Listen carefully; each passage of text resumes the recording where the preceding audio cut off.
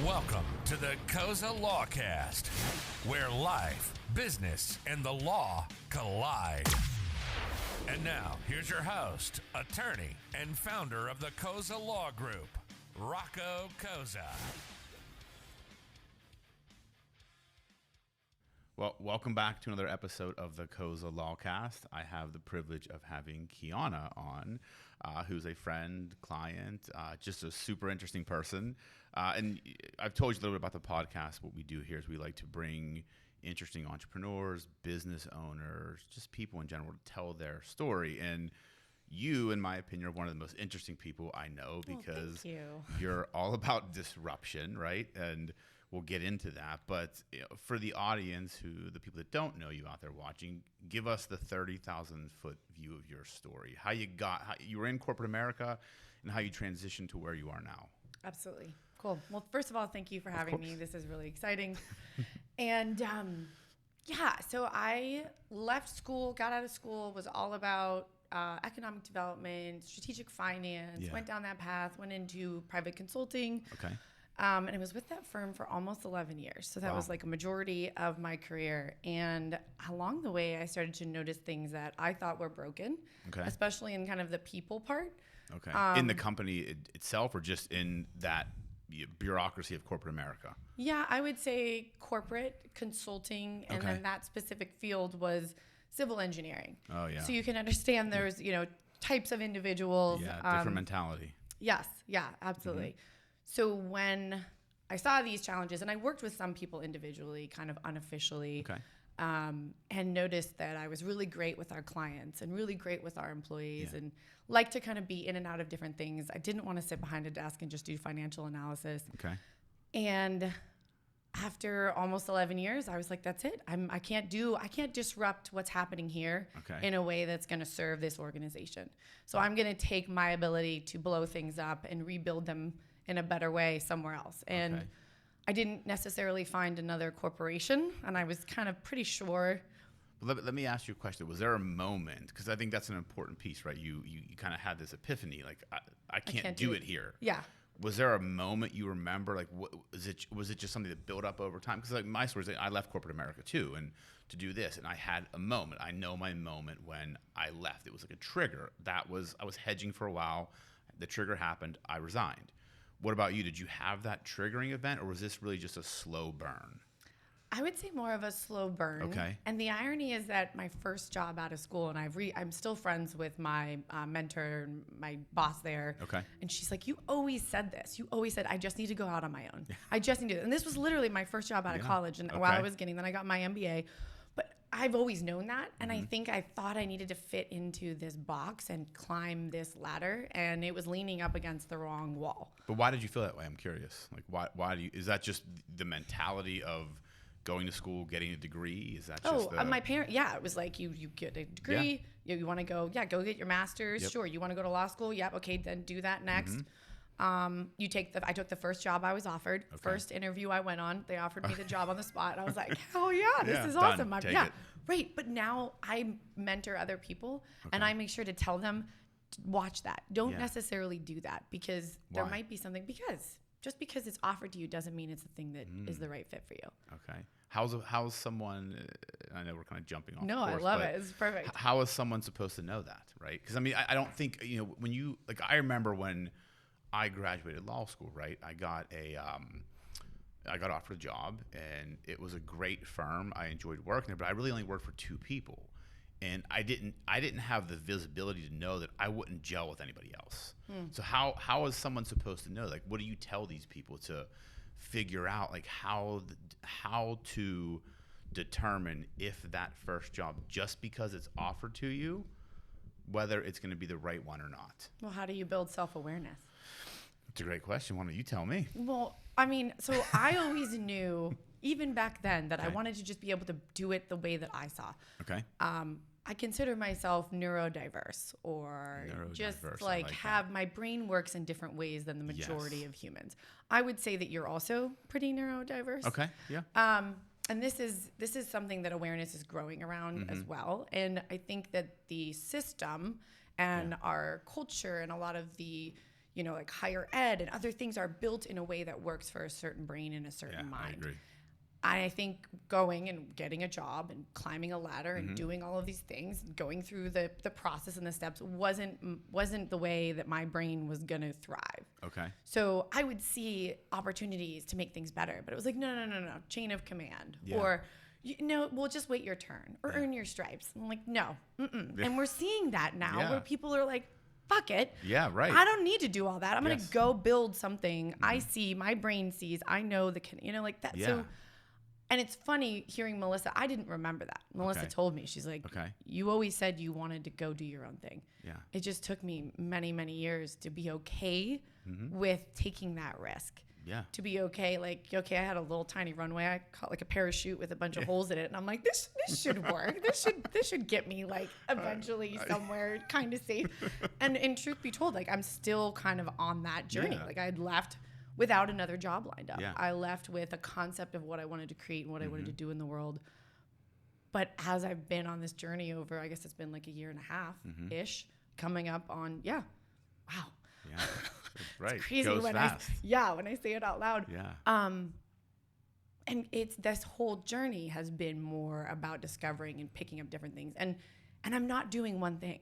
Yeah. I'm not like, okay, I've picked this, I've created this company and I'm only doing this and I'm going to give my life just to that. Like you do a bunch of other things. Well, but so that's it. That's interesting. Okay. And I love that this came up because I was on a podcast last night. We were talking about this.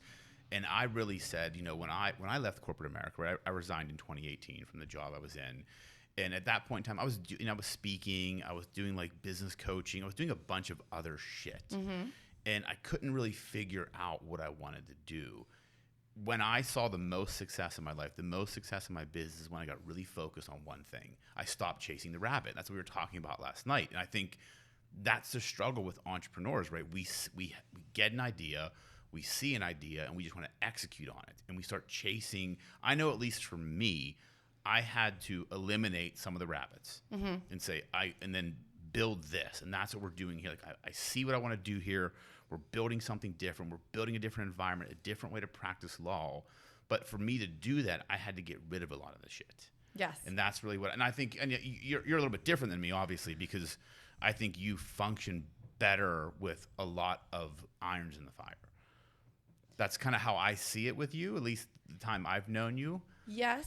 And focus is something that I always have to work on. Okay. I mean, I have a little plaque in my home office that literally is glass and says focus.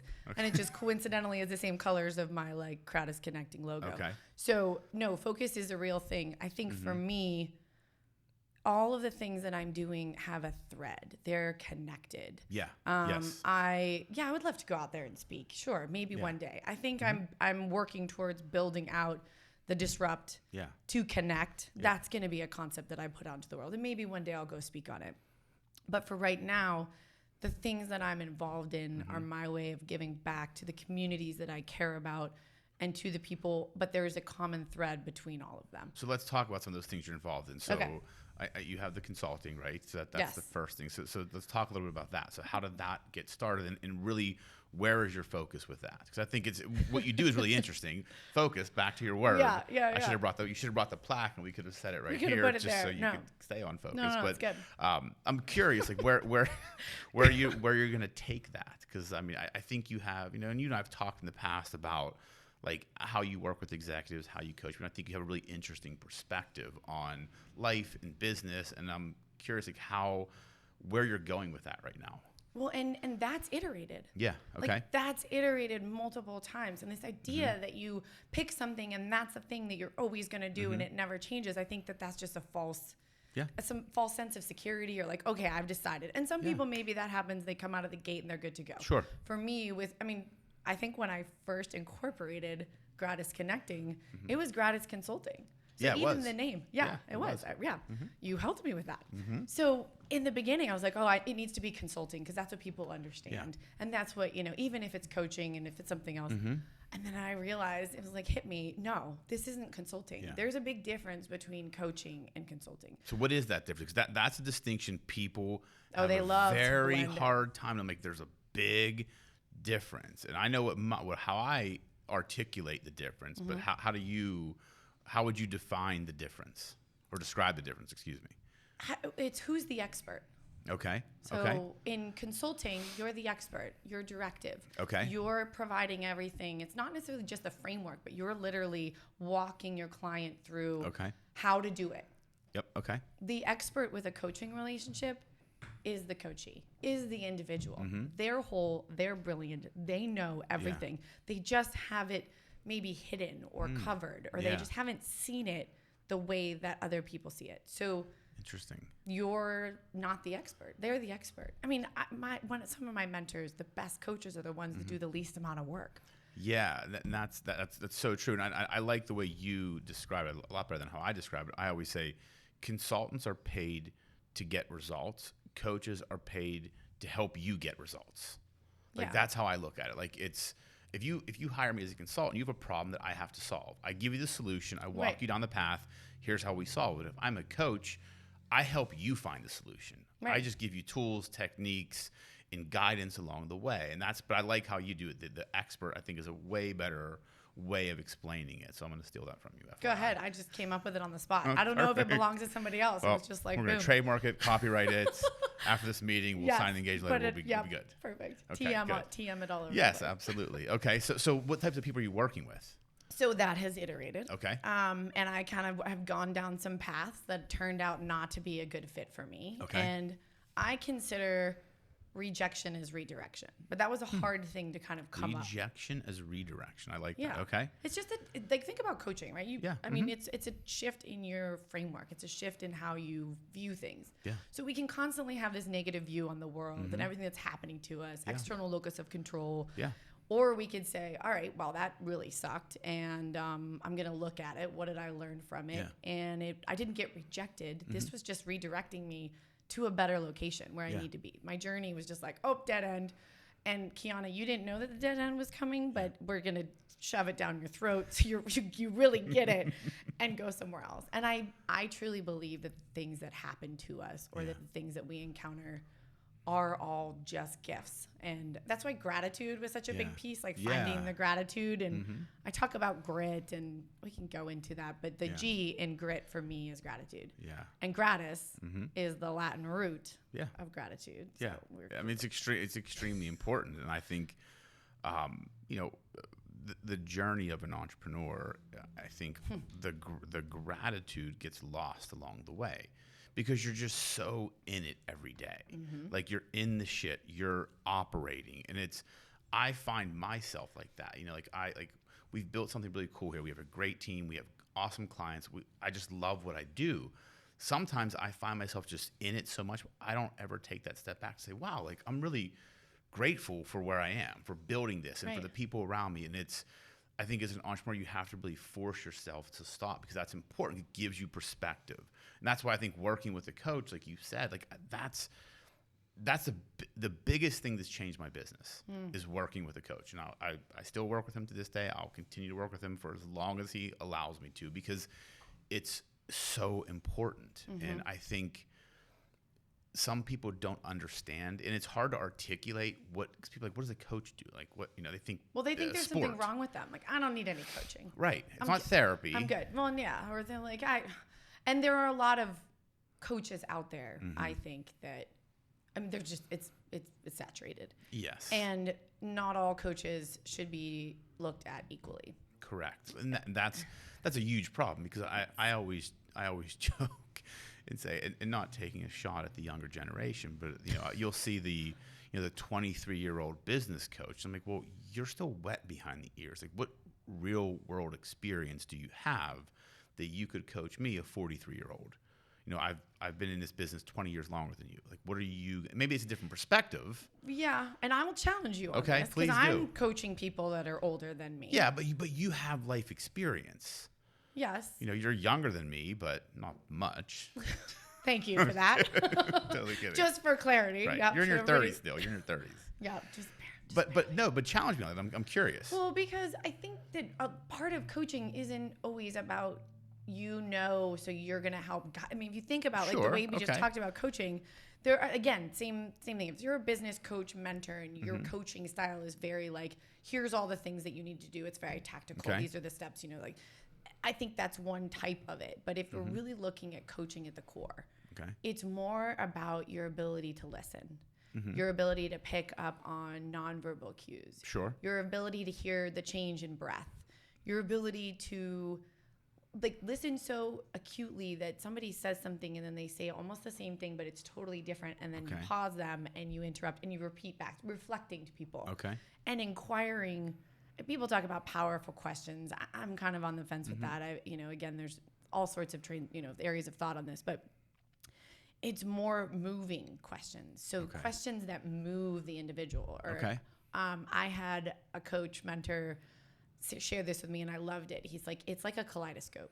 You literally turn a kaleidoscope like this much and the whole picture changes. Sure, absolutely. That's essentially what it's doing. So however you shift that kaleidoscope, whether it's through a question or a reflection or a challenge, I love to challenge my clients.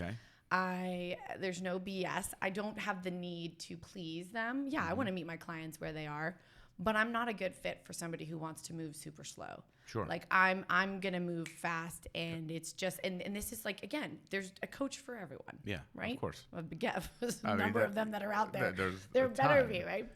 So, I think But I've got to challenge you back on that because I think I love this. No, because I think to your point, like I get right, like the ability to change the perspective, to ask the questions, listen, nonverbal cues, pick up on breathing. Like I think a lot of that comes with experience. Like I know the man sitting here today, the things I can pick up in a conversation or in a meeting, I couldn't do 10 years ago. Because I've been in so many situations where I can tell if a person shifts their body a certain way, that means they're thinking something, or the way they move their hands, or the tone, or the pitch of their voice, or the speed of their speech. But that took time because you developed self-awareness, right? And this brings it all the way back. So how does somebody right in college figure out if something's right for them or not? Not to like totally, but I just think that was kind of neat how it went full circle. That was my plan. Oh yeah, okay. So strategic. But no, I agree with that. I think that you learn these things. People develop emotional intelligence, and that's a huge part. Huge. One of the most important pieces. And I will also argue, and I've been talking about this with a good friend of mine who's very focused on neurodiverse research and understanding that people who are neurodiverse have the ability, have some of these superpowers, these natural, like they're off the charts in reading and understanding and like intuition and being able to like develop their EQ. There are some people who are they just don't get it. Yeah, I agree completely. And I think, like you said, the neurodiverse, I love that term. Good. Let's keep blowing it up. It's a great term because I think it's true. Like because in the circles I run in with friends of mine, like I always, I tend to think I'm that way. I tend to think I can pick up on cues very easily. I can read a person pretty quickly. And I always understand when people can't. Then I realize that it's a skill and it's something I had to work to develop. And I do have some innate ability. I think you're the same way. Like you have a very innate ability to pick up on someone's emotion or what they're thinking or kind of their sense about them. But I think a lot of it is people just don't want to develop it. I think they almost prevent themselves because it's too hard. It's difficult to do the work to develop emotional intelligence and really start understanding people, because in any business, right, it's people, it's relationships. Like anybody can get a law degree and practice law, but to build a business and to bring in clients, you have to know how to connect with people. And I think that's a difficult thing for people to do. And I think what you're doing and what you've done and just the time I've known you, I think you have this very unique ability to see the world a little bit differently and ask those questions a little bit differently. And I think coming back to it, I think it comes with experience, right? You built all this experience. And I think that's an important piece. And I just want to encourage people out there, like this is something you have to develop. Like you can be born with emotional intelligence, I think. But to be really good, you have to work at it. You have to try and do it and allow yourself. You seem like you disagree. No, I'm kidding. No. I'm good with that now. And actually, as you were talking, I'm thinking about my experience, and I wouldn't change it for the world. I mean, obviously, I'm like, in a way, started over, but not really. Like, I thought of it as starting over, but with a whole new set of degrees. Okay. Level of education that I was taking and applying to this next adventure in my life. So, no, I would agree with that. And I think it's part of our job now to help younger generations see that and understand that. And if they want to go and change the world right out of school because they think they can do all these things, great. So just kind of pose some questions to challenge them and see like, okay, well, how would you handle, I think there's ways that we can have compassion for those, because that was my thing. I wanted to go out there and change the world. And I was like, no. This is how you need to do it. Earn your stripes first. So in a way, how do we engage those individuals who want to just go right out of the gate and change the world, and then also give them that support and understanding and education to kind of build those tools that you're talking about, right? Yeah. I mean, that's a great question. I think it's a hard question to answer. I have a 19-year-old son that's in college, and I would love for him to come to me and say, I want to go out and do something on my own. I would encourage that, but that's me, right? Like I'm not a safe player. I'm a risk taker. I'm a super low C on the disc. Like if someone says there's something cool over there, I'm going to run off the cliff and just jump and see what happens. And so if he came to me, I would be like, yeah, let's do it. Like, let me help you. Let me guide you. But I want you to take the risk. And I think a lot of people in the world have just become risk adverse. And I think that prevents a lot of like allowing those kids or the younger generation to come out of the gate and do that, because our generation or my generation, there's a large portion of us that are still risk adverse. Like, no, you have to do the path. Like, go to school, get the degree, get the job, make some money, learn a little bit, then do it. If I could go back to when I graduated law school, I would have done this from day one. Yeah. Because it's just a different way of doing things. And I think it's a hard question to answer. Like, how do we get that generous? But I think it's happening naturally in the world. I really do. I agree. And I think part of it is creating, like, we give them enough rope, but not to hang themselves. Yeah. So let them I think that it's already, like you said, it's already happening where, and I know for my kids, like, you want to go do something totally different.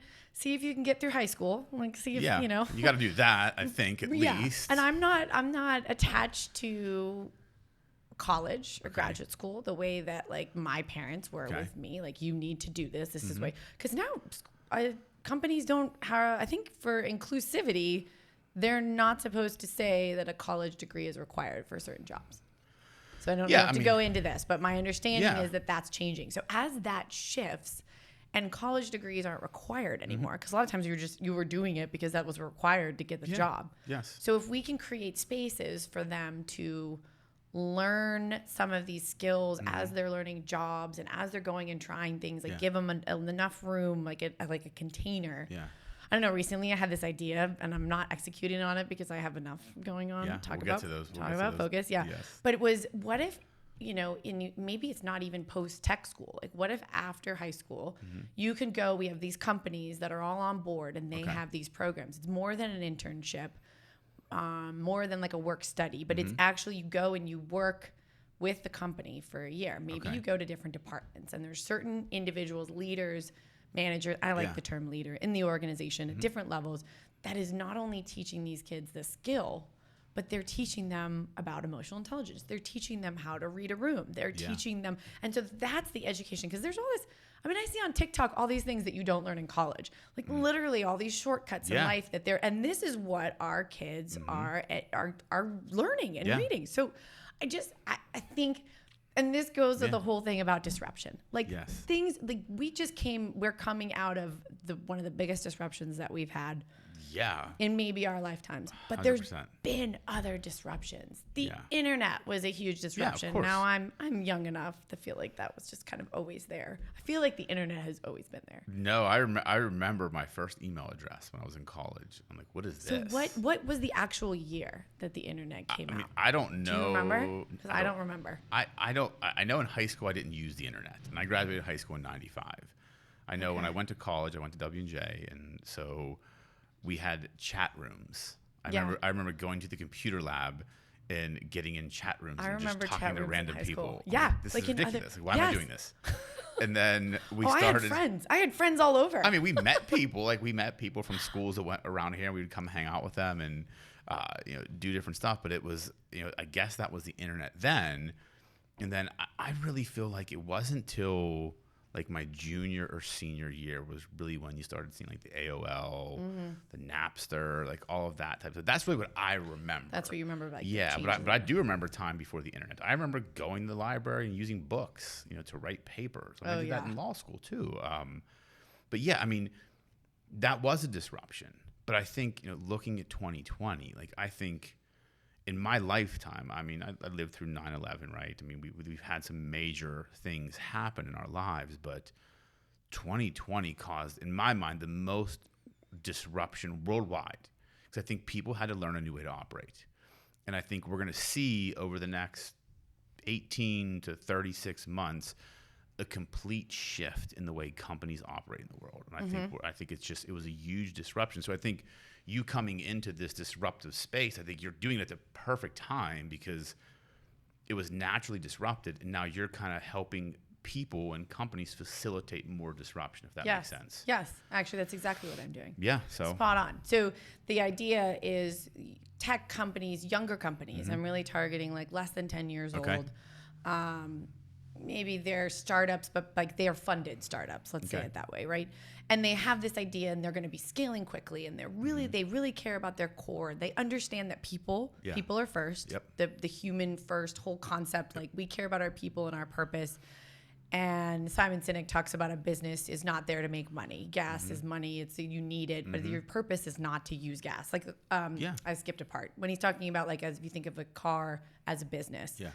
The intent of a car isn't to just use gas, but you need it in order to run the car. But it takes you places. It's an adventure. Yeah. So that's what a business is about. And so the people are buying into that, and I love that concept. And I think more and more companies and like, again, startups, that's where they're focused. And there's a lot of technology components to it as well. So how do you marry and bring in the technology, focus on your people? You're trying to move quickly. You want to be innovative. And how do you attract people to that? Well, you're disruptive, most likely. A lot of tech companies are coming in and they're disrupting the way that we do things. Yeah. But then it's like, okay, how do we connect the people that we want to either buy into it or bring people to our organization? How do we continue to develop a magnetic culture? Okay. And so I talk about disrupting to connect. Because you're changing the way that we've always done it, but that way you become more magnetic, you become more connected. And so I don't know, you're looking. No. I like it, and I'm curious. I think it can go many different ways. So give me an example of, let's use an example, right? So tech company, funded, in business 3 years. Maybe family and friends round already done. Didn't go to Series A funding. Or has a good team. What's a disruptive thing they would do to create a magnetic culture?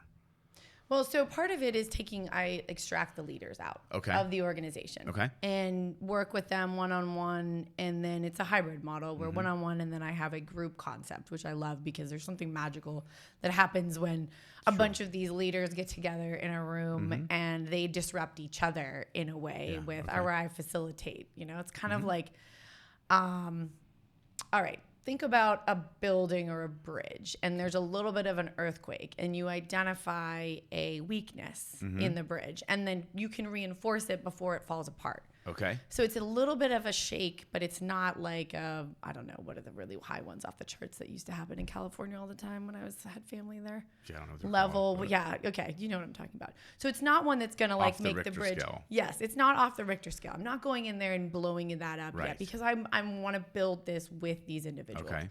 So they kind of extract out of the organization, and the part of the way that you disrupt is they have a belief system. They have kind of a way that they operate. Yeah. Call it a winning strategy. Okay. That has gotten them here, and they've killed it for them. Yeah. But then people are always like, well, how do I do that? What's the next level? Yeah. How do I level up? Well, if you continue using the same winning strategy, it's only going to take you so far. Yes. So you have to disrupt that winning strategy. Yeah. And you do that by, and again, I can't take credit for this. This is Tracy Goss. She wrote this book called The Last Word on Power, and it talks about paradigm shifting this idea of power. And part of what she talks about is this winning strategy. And there's a way that you kind of start to listen for what you listen, like notice what you listen for, what's important to you. And that feeds into, okay, now you start to identify the winning strategy. Yeah. My winning strategy probably has something to do with disrupting. So at some point I'm going to get to a place where I can't go any further. Right. And I need to disrupt my own strategy. Yeah. Right. And disrupt my own disruption. Yes. There's, my gosh, I'm blanking on her name. This is terrible. This is because I'm neurodiverse. I'm Yes. going with that. That she talks about Whitney Johnson. She talks about the S curve. Okay. And disrupting, like, you know, you learn something and then you excel at it and then you kind of level off.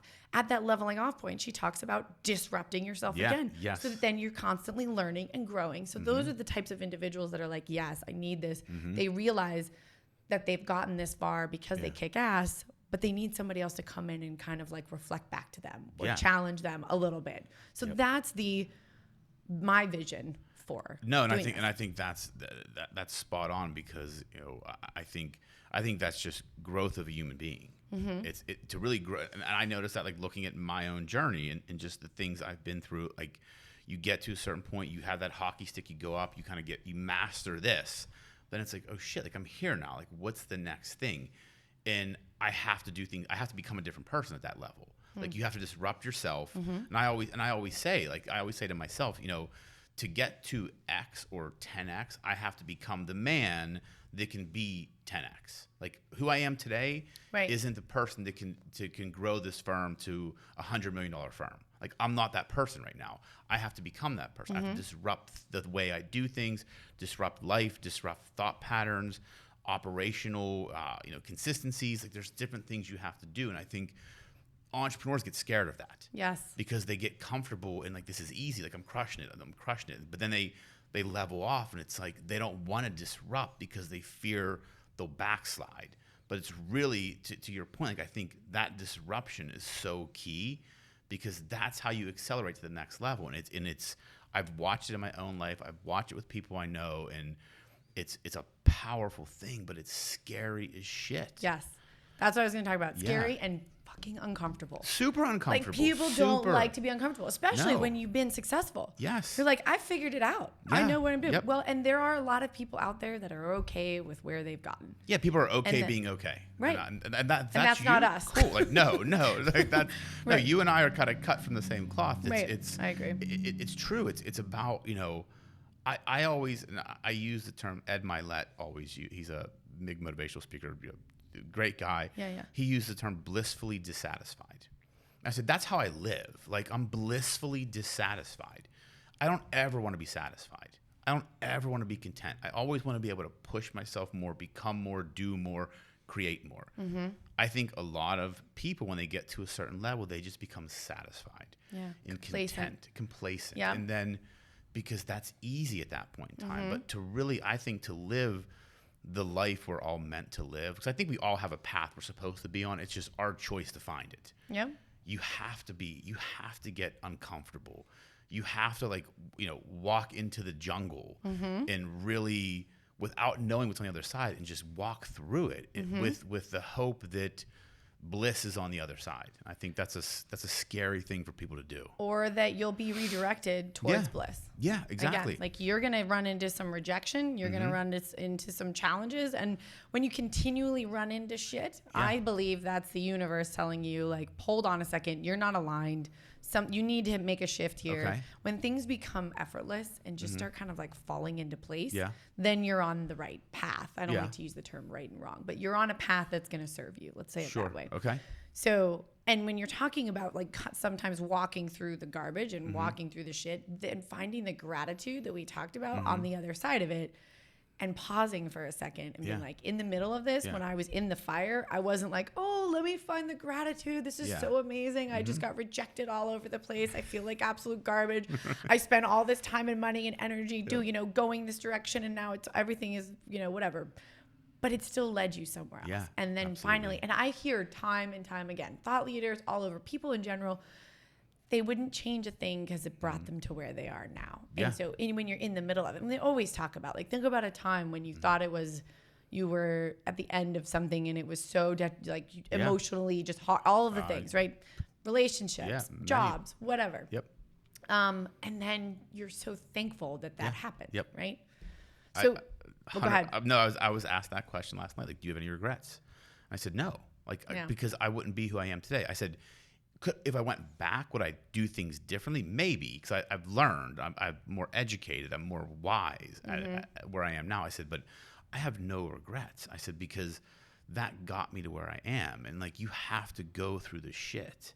And I was on David Allen's podcast last night, and we were talking about. You're a suit guy, yeah, right? I mean, he does a bunch of stuff. Is this a David Allen? This is a David Allen suit, yeah. So we're giving him a plug. But we were talking about, and he was using the example of, because I always talk about we were talking about Jordan Peterson and Carl Jung and, the shadow self. And like, that's my philosophy. Like, I learned it, like really went deep into that. And that's really helped me develop as a man. And we were talking about, like, he gave this analogy of it's walking into the jungle. He's like, a lot of people just want to stay in the pasture where it's easy. It's like, it's cool, it's nice, the grass is soft. Green. Yeah, but bliss is on the other side of the jungle. But in the jungle, you're going to have to kill a tiger and kill a bear and fight a gorilla. And there's going to be gnats and there's going to be all these things and a snake. And he's like, but as you walk through it, you become stronger with each like piece of shit you go through to get to the other side. And I'm like, yeah, like you have to do that. Like you really have to get dark. Yep. You have to look at your own monster in the mirror to really grow and develop as a business person or as a person in general. As a human, Yeah, and like and that's disruptive as shit. And it's scary as shit. My own journey, like looking at that monster, it's like, like, wow, like that's a different side of me. But it helped me develop like tremendously. And I love the fact that you're helping people do this. I think it's so important. Well, and I love that you brought this up again because I listened to your podcast where you talk about the shadow self. Yeah. And I have multiple times shared this same perspective and offered this same insight. Obviously not to the extent that you go into it on the podcast, but I talk about, because a lot of people like to shove it in the corner. And they like, oh, this isn't, I recognize this negative part about myself and I'm just going to shove it over there. I'm like, well, actually, what if you embrace it? Yes. And what if you give it, like I went through, this is going to sound a little woo-woo, but with my coach, like actually embracing these parts of myself, insecurities, other parts of myself that are like not exactly something that I want to put out there for the world. And I was like, you know what? I'm going to give all these little ladies, maybe they're not little, a seat at the table.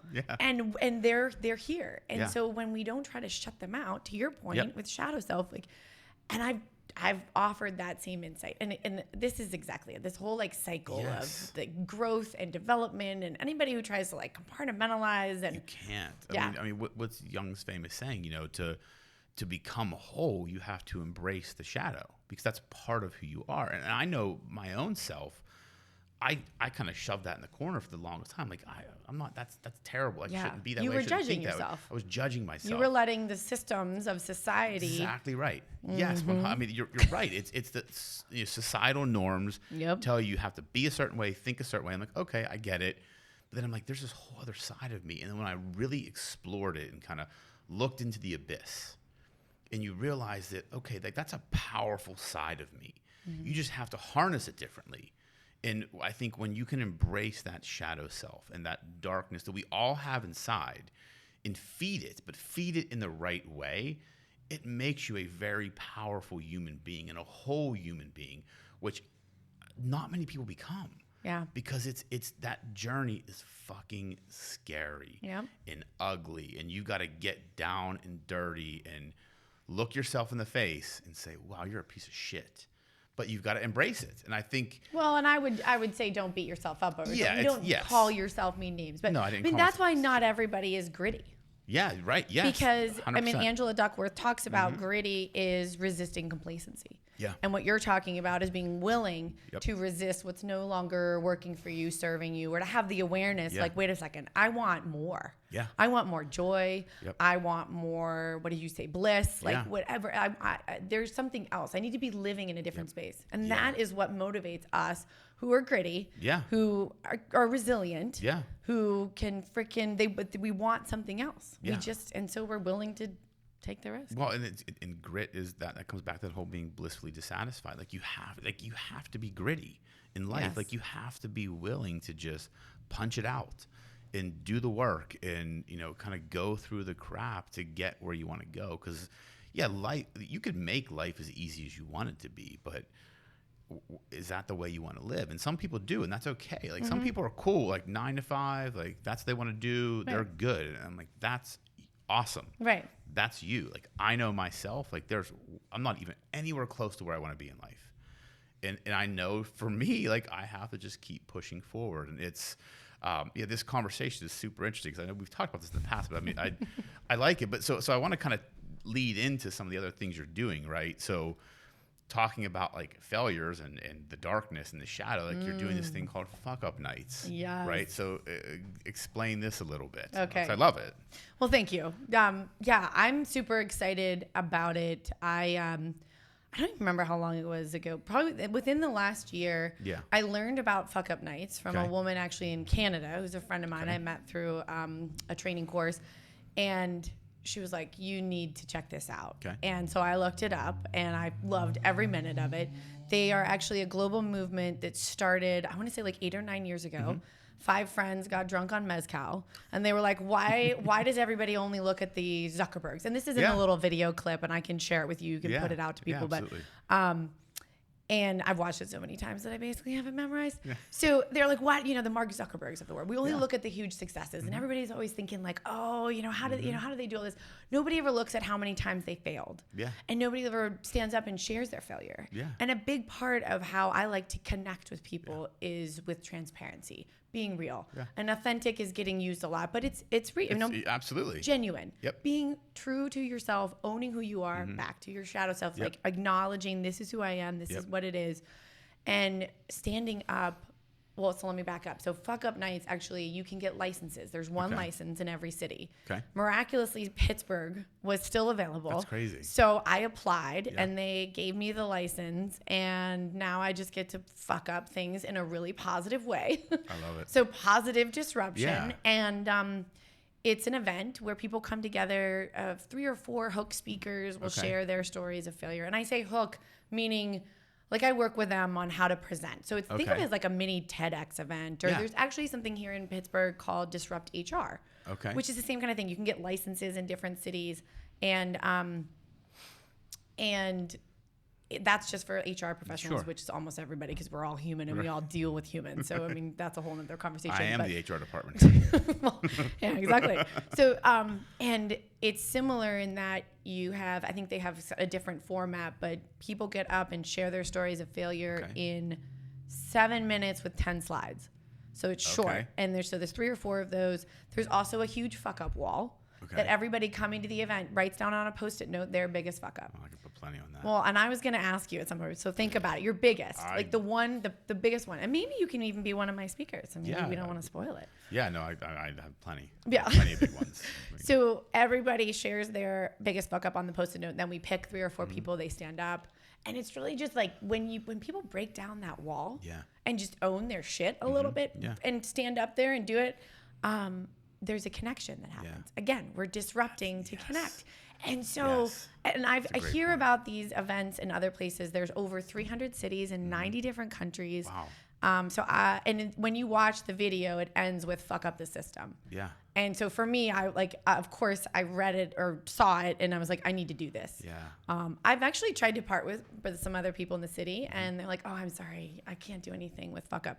So if there's any listeners out there who want to come and join me on this, I'm totally open. I don't want to necessarily do this myself. I would love to build this community of fuck uppers in Pittsburgh, and I think we're ripe for it. Well, yeah, and I love the fact it's coming back to your disrupt to connect, because I think when people are willing to share their failures and their mistakes and their stumbles, you look at them as that's a real human being. Yeah. Because I think people are very, because of social media, right? You have social media, you're supposed to put the highlight reel out there, like, oh, look at my life, look at my car, look at all this shit. It's like.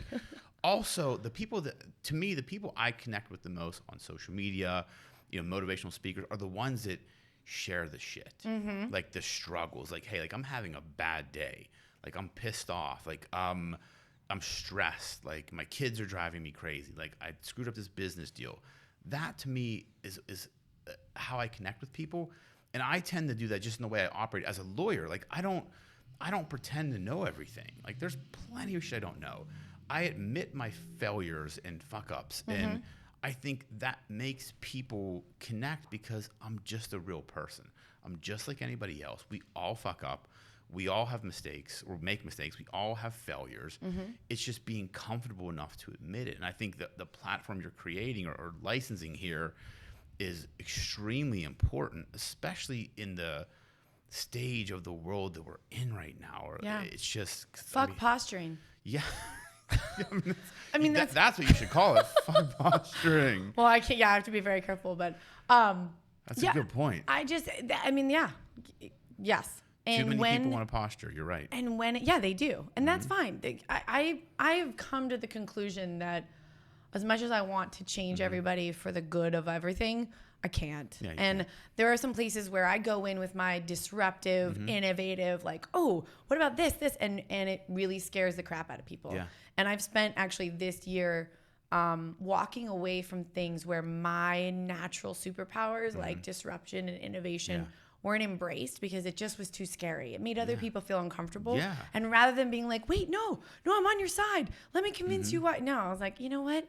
This isn't the space for me. So I think that's self-awareness. Also, getting clear on where things are, again, where you run into that resistance and no hard feelings. Just this isn't the space that I'm supposed to be operating in. No, well, and I think to the disruption space, like I think it's extremely important, but I think you're gonna face resistance, right? A lot of resistance. One, because this is me speaking candidly, like you're an intense person. Let's be honest. Like you're intense. You do everything intensely.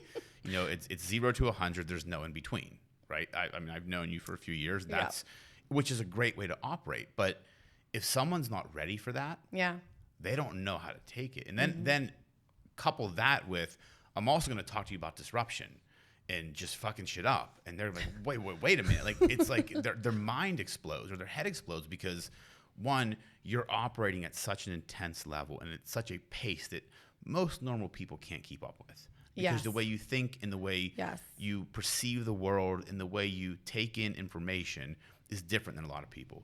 They can't deal with that. Then couple that with the, hey, we're also going to talk about things that make you really, really uncomfortable. People are just like, fuck this. Like, I'm out. And that's that. You're going to face that resistance. But I think it's so powerful and so important. So anything I can do to help to keep you on that path, 'cause I think we need it in the world. We do.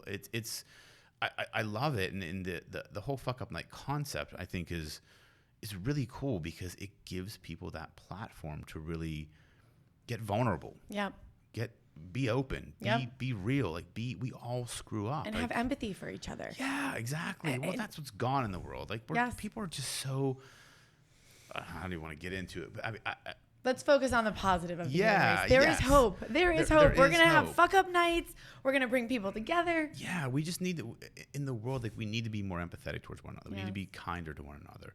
We need to be more tolerant of others. We don't know what their story is. That's exactly right. And we're too quick to judge. We're too quick to point fingers. We're too quick to look at the negative. When just let's embrace, we're all humans. End all be all. We're all humans. We're all kind of made the same on the inside. You know, and we need to embrace that and embrace the human aspect of life and of business. And I think the business world could have a huge seismic shift if people started looking at it from a human being perspective, not just a bottom line perspective. And that's what I try and operate that way here.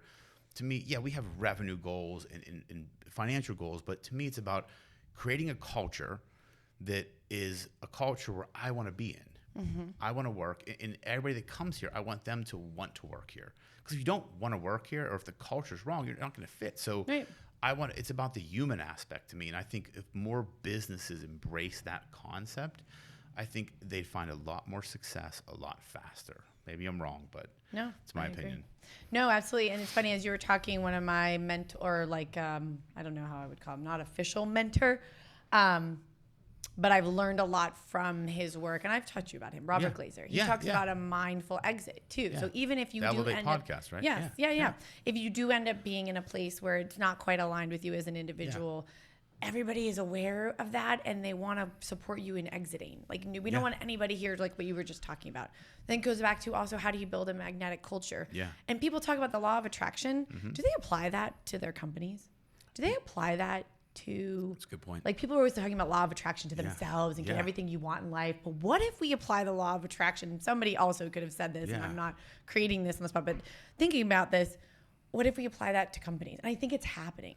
Yeah. Companies are getting really clear on this is our core purpose and mission, and this is what we're about, and everything goes back to our values, and this is the kind of people, and when they're more clear, they're going to attract other people that are bought into that. And that's part of it. Sometimes is you need to just disrupt this idea of money and profit and all about my customers. And I know there's a lot of people out there like, oh, it's all about the customer experience. What about the freaking employee experience? I mean, I know that that's important, but that, to me, in my opinion, should always be the number one focus. I completely agree. And I think I love the point of the law of attraction for companies or cultures, because we talk about it for ourselves. Like we attract what we want by who we are. And that's what I think I'm trying to do here, right? Like I have a vision for what this can be.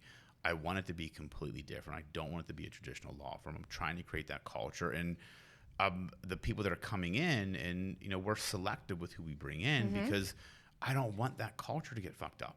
Like I want to keep it, and I want to make sure we're all rowing the boat in the same direction. Yes. And I think that's an important thing. And I think a lot of companies don't look at it that way. They put cogs in the machine. Like, I need a person to do this. But does that person really fit with the culture? Right. Like, to me, I always say, like, I will hire a person for personality first, because I can teach them the skills. You can train the skill, I can train the skill. Personality you can't teach. And if your personality doesn't fit in this machine, it's never going to work. You could be the best fucking lawyer, the smartest, like everything. I'm not going to hire you. Like, it's about personality. And I think, to your point, like, I think that's something that, as part of what you do, and encouraging companies to embrace that, I think is extremely important. When you put what you're about, not you individually, but what your firm is about out there. Yeah. You're part of your culture is like, this is who we are at our core. We're a little bit disruptive as a law firm. I mean, I love the ad agencies that were like the anti-ad agencies, the consultants that are the anti-consultants, which, by the way, precisely this whole reason why I'm not a consultant is because I'm literally going in and saying, I'm going to blow all your shit up. And here's how you're going to, like, obviously people are like, I don't want a consultant who's going to come in here and change all my, So there has to be a way that, so I just thought that was funny. It kind of came in, but I love anti-consultants, anti-agencies, anti-law firms, because you're literally, and you're owning who you are, and you're going to attract people to that. And if you attract somebody who's not a good fit, you'll exit them. I mean, I can feel that instantaneously. Like, I know there are certain clients that I just won't work with because I know they just don't get what we're about. And that's nothing against them. It's just sometimes we're just not the right fit. And I think a lot of companies look at, when they're looking from a bottom line perspective, it's just like, well, I know they're going to be a pain in the ass. I know it, but it's a great money. I'm like, no. Like, I don't give a shit how much money you're going to pay me.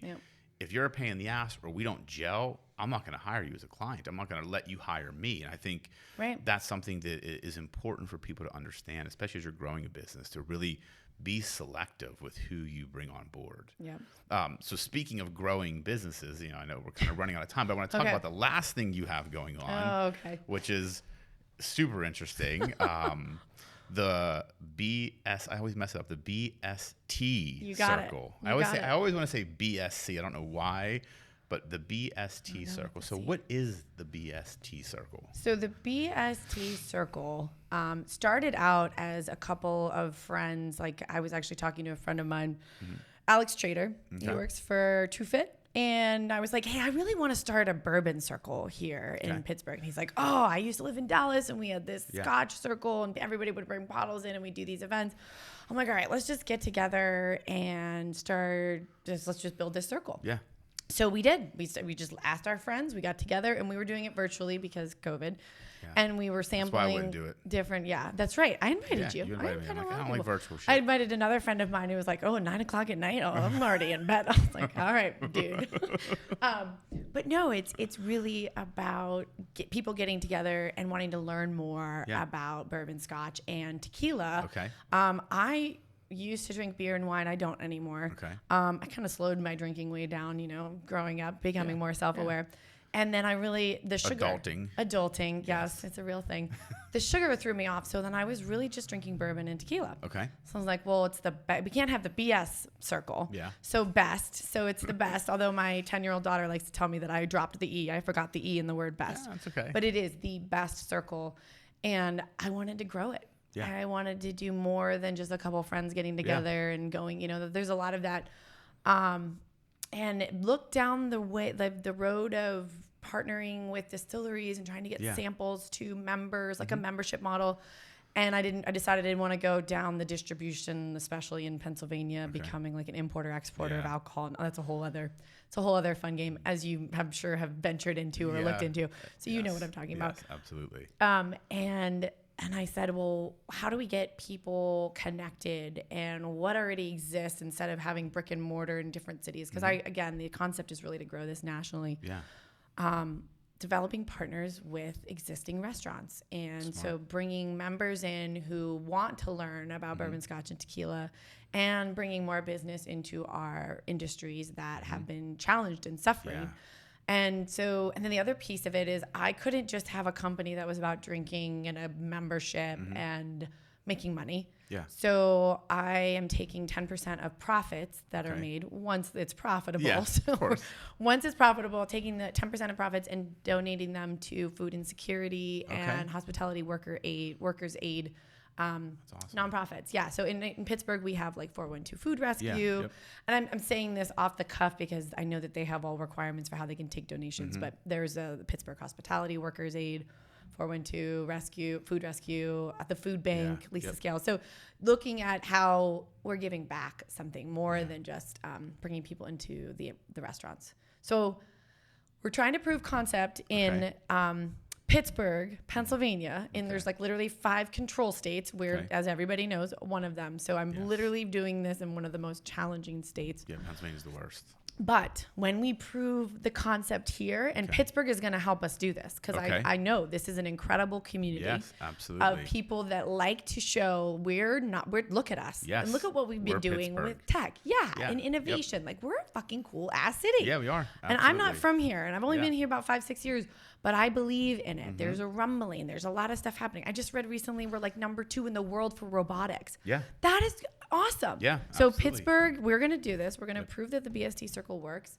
When you're a member, you get to go to the restaurants, try a Bst Circle flight. Okay. And I am finalizing. I have 4 core restaurants that we're starting with, and they are in different parts of the city, and we're going to prove that it works. People are going to get to go in. We're going to do tastings. We're going to have fun events.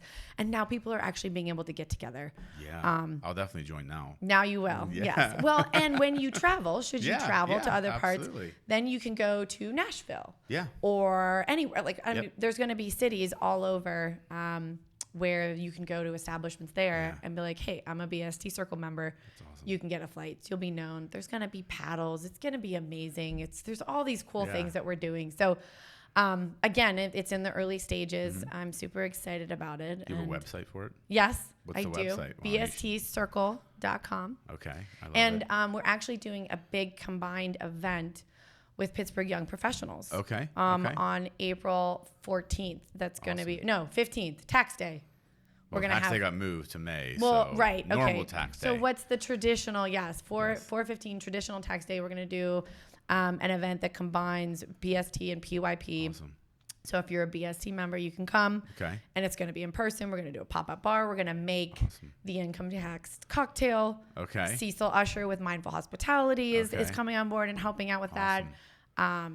It's really cool, and it's about different parts of Pittsburgh coming together. Yeah. There's Creatives Drink is hopefully going to be involved, so I'm really excited about that. And I don't think I told you that Fuck Up Nights is launching on May 19th. No, you didn't tell me. No. So between those two, so we've got April PYP BST, May Fuck Up Nights Pittsburgh is going to launch, and then we're going to do those events every quarter, every 3 months. You're going to be busy this year. Yeah. So I love disrupting myself. No. So now that we're kind of coming to the end of the show, I want to ask the question. If you could go back, 10 years ago, and give yourself 3 pieces of advice, life advice, business advice, any type of advice, what would those 3 things be? And we're going to end it with that. So the first one that popped to my head is don't sweat the small stuff. And it's all small stuff, which I'm sure we've heard this before. But I think I let myself get too bent out of shape. And had I just, maybe you don't need this whole explanation, but had I just let it, acknowledge it and move on. Yeah. Okay. You know? Yep. So don't sweat the small stuff. And it's all small stuff. What else would I tell myself? Put you on the spot. So. Oh, yeah. I know. You didn't tell me this was coming. I wasn't going to tell you this was coming. Even when you think you're self-aware, you're really not. Yeah, Kiana, I'm like talking to myself. I thought that I knew what needed to happen in certain situations, and I just was like, I'm going to just own who I am and to an extent, but sometimes you kind of need to have a little bit of self-awareness. Like, it's funny that I'm actually saying this because I talk about like disrupting, but sometimes we can disrupt with a little bit of a shake. We don't need to always blow everything up. And sometimes, advice. I don't know if I'm explaining. No, that right. makes it. That makes complete sense. There's always more self-awareness that you can have. You're never fully self-aware. Yes. Yeah, I agree with that completely. And what's the last one? Trust yourself. Trust yourself. Yeah. Okay. I think I wanted to leave a lot of times before I actually did. Like you said, it was a slow burn. Yeah. So I think now I'm really okay with doing scary shit. Yeah. And previously I was like, so trust yourself. Trust your gut. Yeah. I mean, I was the same way. You know, I stayed in corporate America probably 5 years longer than I should because it was a hedge. You know, I was able to do other things and made good money, and I didn't trust myself fully. Right. Now looking back, like, I'm like, dude, what the fuck were you doing? Why didn't you do this sooner? Because I'm having a blast. Like, I love what I do, and I should have done it sooner. So I love, so don't sweat the small stuff.